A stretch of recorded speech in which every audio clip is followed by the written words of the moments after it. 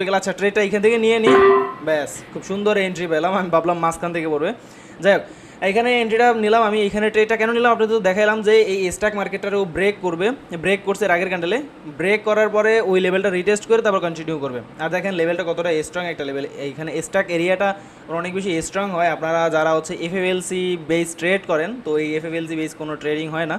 যাই হোক এখানে দেখেন আমি লেভেলটারে স্ট্রং লেভেল হিসাবে আমি এখানে ফাইন্ড করছি। আচ্ছা এই হচ্ছে আজকে আমার হচ্ছে 3 নাম্বার ট্রেড এইটা।